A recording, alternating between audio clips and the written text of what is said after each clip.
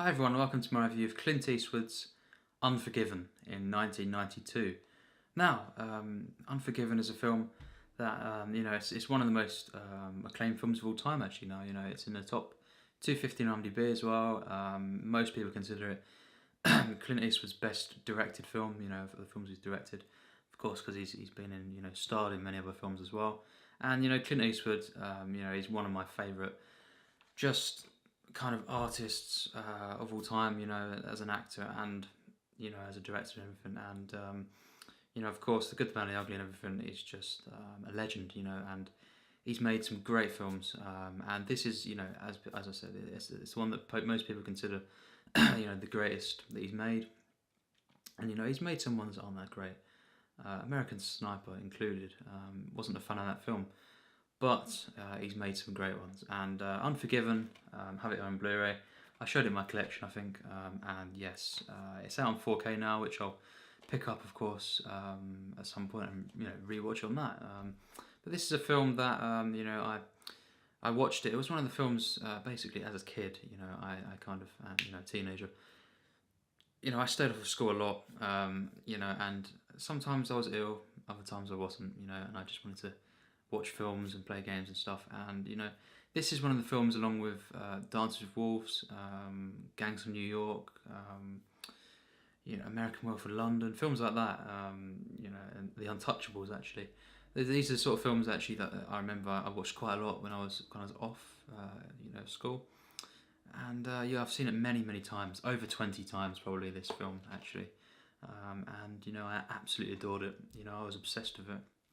It was one of the first westerns I saw actually, and a couple of years ago, when I picked up this Blu-ray for the first time, I watched it and I wasn't in a great environment. That fit when people are in the house talking, making noise, and you want to watch a film and you just can't get into it. Because of that, you can't get immersed the same way. And a lot of the time when I was off, that wasn't the case. I could get immersed in the film. You just can't get into it because of that, and you can't hear things and stuff. And it's just the way things are sometimes. But of course, now I always make sure that there's complete silence when watching a film. So I put it in. I watched it tonight, rewatched it. Hadn't seen it for about 4 years actually now. But it was one of my among my most loved films as a kid. And stuff. And yeah, it's just made me remember how much I love it, and for sure one of the greatest westerns of all time. Once again, this is the experience that I got when I was younger. I realise now how I loved it so much, and rightfully so. It's one of the most acclaimed films of all time, and Clint Eastwood, he stars in this film as the lead role, and it's kind of his last western as well, and he's known mainly for westerns throughout his career early on, and it just it's a film he directs and produces, and it's a great script for this film as well. But it's an absolutely stunning piece of work, and one that's so full of emotion, packed full of it, and end of an era, and it came 2 years after Dances with Wolves, which kind of reinvigorated the Western genre. I won't talk about that yet. Of course, I love it. I can't wait to review that film. But this is 2 years later, and there were quite a few great westerns came about again. Because I'm not quite a fan of as much of a fan anyway of the 70s and the 80s ones. There's some good ones and stuff, and some great ones. But generally, it was nothing compared to what came before, like the 60s, the 50s and stuff. But these films like Dance with Wolves, Unforgiven and stuff, they brought about a streak of great westerns again, and then of course you've got quite a lot now. It's kind of the western genre's kind of back again, in this century. Django Unchained as well. The Hateful Eight. There's loads of great ones. Even though Country for Old Men, which is it is a western as well. Stunning. But Unforgiven. So it's basically Clint Eastwood plays a kind of retired outlaw, and you learn very early on that he's well, in the opening scene actually, the opening kind of credits sort of thing. His wife died a few years ago, and you kind of see him tending to her grave and stuff, and in such a beautiful shot. You know, it's overwhelming beauty. The way this film's shot, you know, throughout is just masterful. But the opening shot is just stunning. You know, it's kind of like Gone with the Wind. You know, the sunset set shots. You know, and you got the tree and everything, and just the framing and everything. It's just beautiful. And you know, of course, he's got 2 kids as well. And you know, very early on as well, there's a scene where it's kind of these prostitutes in the film, and you know, one of them gets very badly cut up in the face. You know, and basically, she gets cut up in the face, and Gene Hackman is kind of told, you know, the lawman in the town, and he doesn't really punish the guys. So the rest of the women kind of they put a bounty on these guys, and basically Clint Eastwood's character of William Money it was, and as well, you know, Morgan Freeman, his character, and then you've got the Schofield kid as well. You know, his character when he comes into it. There's them 3 kind of throughout most of the film. They join together and they kind of you know, carry out this bounty. They attempt to, and you've got other subplots as well. You know, with Richard Harris's character, but mainly that's what it is. And you know, Gene Hackman in this film is stunning. Among the best villains of all time, actually, for me. And you know, the way it kind of takes its time to establish him, his character, spends a lot of time with Gene Hackman and his plot. You know, and it's great because it just, you know, it allows it, you know, to kind of. There's times where basically early on I kind of related to him a bit. You know, kind of at the end of the day, he does mean a bit kind of well, but you know, he's trying to keep, you know, his town kind of, you know, his town kind of way. And he kind of, you know, he tries to build a house and stuff like that. Kind of a peaceful character, you could say. You know, the intentions. Of course, as the film progresses, you know, it does become despicable. It does some stuff that, you know, you kind of love to hate him in the end, but you know, a compelling villain throughout. You know, just a flawed human. And you know, the level of humanity throughout this film is just stunning. You know, Clint Eastwood just done such a great job with this film. The level of humanity throughout is just stunning. It's got a very, very particular tone, this one, and don't expect, if you've not seen it, you know, anything like the Dollars trilogy, or you know, Django, or anything like that. You know, maybe not even Dance with Wolves. It's very, very somber, melancholic, and very, very raw, you could say, in that sense. And it's not. It's not got these massive explosive kind of duels. You know, the final act has kind of got that in there, but not in the way that, you know, a lot of Leone films play out. And you know, that's not criticism of Leone films, because you know, I don't think this is as good as Leone's best films. But you know, I do think it's one of the finest westerns ever made. But yes, it's very much its own thing, and it's very, very somber. Kind of. Very subtle at times as well, you know, and the final act is very, very. It is a bit more explosive, but yes, this is a very, very particular tone. Tonally, it is perfect. You know, there's not a false note, and it's just stunning. You know, it's so consistent. You know, in the writing, and just the way that the acts of the film progress. You know, and the narrative is just so great. Always so focused, and it's always got such a resonance. You know. The kind of exposition in this film, especially with Clint Eastwood's, you know, the character of Will, his kind of the death of his wife and stuff. She's never seen in this film, and there's no flashbacks or anything. But it's just so powerful, even though it's just kind of exposition of her. And you know, like great films, you know, like well, there's many great films that do this. It doesn't need to show it, and it's just stunning. And you know, as well.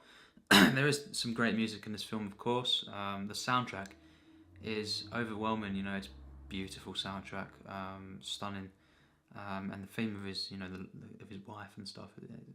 It's just beautiful. But not a lot of the film actually has. There's quite stretches where there's no music really, and you know, it's just one of them films that makes that work. You know, I do tend to usually search for films that, you know. Basically, music is very, very important for me, you know, in a film, and most of my favourite films have to have a use of music in some way that impresses me on you know, to an extent. But you know, and this one does, of course. But you know, this is the one that, like No Country for Old Men, where the uses of silence are, you know, really, really just stunning, and it doesn't detract from that. You know, it's still an operatic film. You know, but in a different way. You know, it's not like Once Upon a Time in the West, or The Good, the Bad, and the Ugly. But yes, it's just stunning, and you can never, you know, you can't say that this is a western that's kind of unoriginal, because it really is just. It's Clint Eastwood's film, you know, in that sense. It's very much an homage to other westerns, but also his own thing. And of course, at the end, it does say, you know, dedicated to Sergio Leone and Don Siegel. So, you know, he's kind of giving his hats off to the masters and the guys that made him kind of big and stuff. But you know, it's very much his own film, and as well, it's got such a feeling. It's like Once Upon a Time in the West, where it's kind of the end of an era kind of thing, and you know, the modern world just creeping in, you know, at the time, and just the way, you know, the sets and everything as well that kind of reproduce that time. It's just wonderful. The visuals throughout this film are on another level, really. Very naturalistic, but you know, just so beautiful, overwhelming at times. And you know, as well, some of the side characters, Anna Thompson and Frances Fisher, their characters are stunning. You know, you've got many subplots in this film, but they all come together wonderfully. You know, English Bob, the character played by Richard Harris, I thought his plot was just stunning. Very memorable character, eccentric. You know, and just it's just got such a tone to this film. You know, but it doesn't. You know, all the humour throughout it, just wonderful humour. It never breaks the tone. So controlled in that sense, and it's very dry humour as well at times. It's Clint Eastwood. What do you expect? You know, that's what he was. You know, this his time, and it's just wonderful. You know, it just works so well. But the characters really is what makes this film one of my absolute favourites. Actually, you know, just Morgan Freeman's character, the Schofield kid as well, and just Clint Eastwood's was character. It's just when the three of them is together, especially, it's just so great. You know, and you've got kind of a coming of age storyline with this, you know, the Schofield kid, and then you've got the kind of father figure, you could say. It's just so warm, such a heart to this film. But you know, it is of course very unflinching, very raw, and gritty. But it doesn't make it, you know, a depressing film at all. You know, because it's got many moments of uplifting moments, and just, you know, very warm throughout the whole film. You know, and it's just such a feed into this film. You know, you just feel it, like all great films. Very particular mood. That kind of just by the end, you know, I was just once again shattered by it. You know, it's just such a powerful film. You know, it means so much to me. It's one of the top kind of, you know, it could be my top 5 westerns actually of all time. It's a wonderful film, you know, and if you've not seen it, you have to see it. You know, it's one of the best films ever made for me. You know, I kind of agree. You know, it was in the AFI top 100. You know, as well. It's just stunning. You know, as well, the editing is wonderful. You know, and the way that Eastwood kind of frames and everything. You know, the shots. And just the layers, you know, within the cinematography, it's just another level, really.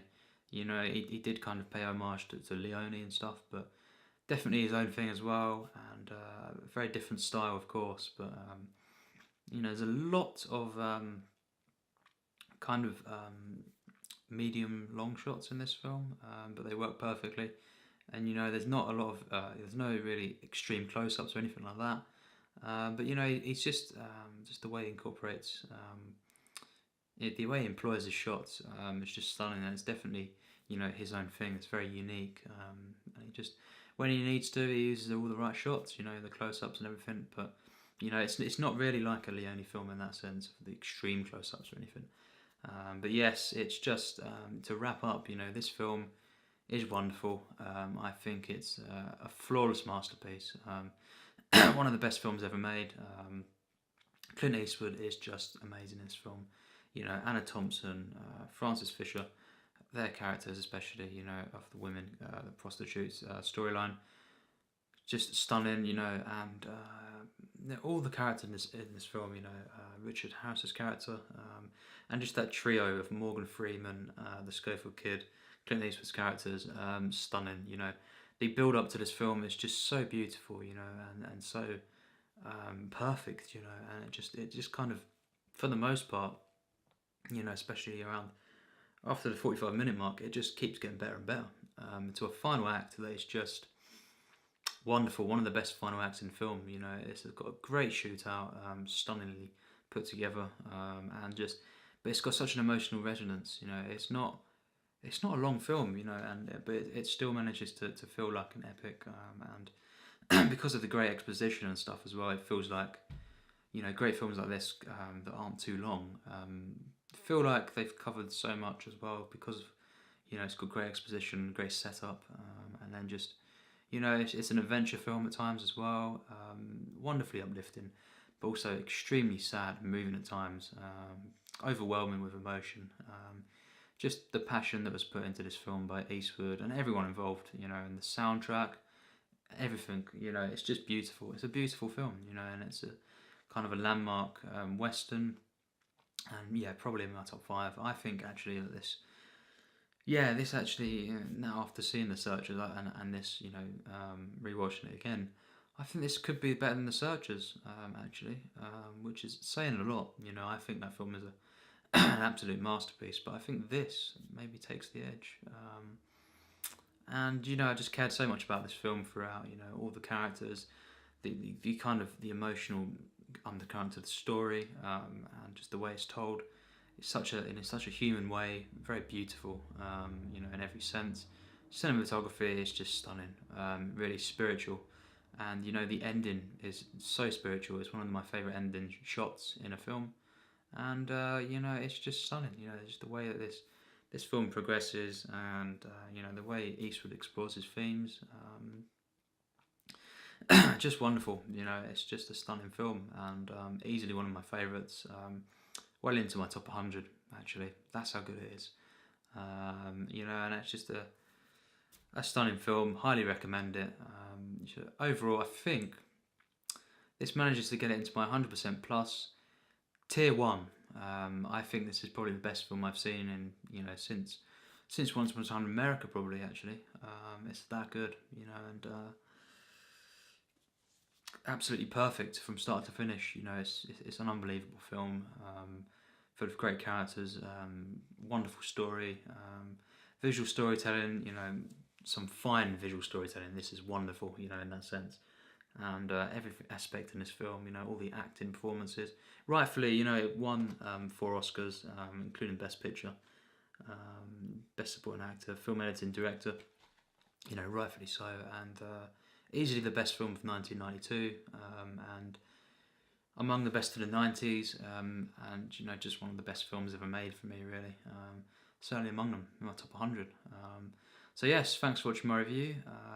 A wonderful, wonderful film. Highly recommend it, and yeah, maybe if you get the chance, I'd go for the 4K, because I imagine it will look wonderful. But yes, Eastwood's finest directed film for me that I've seen. I don't imagine that changing.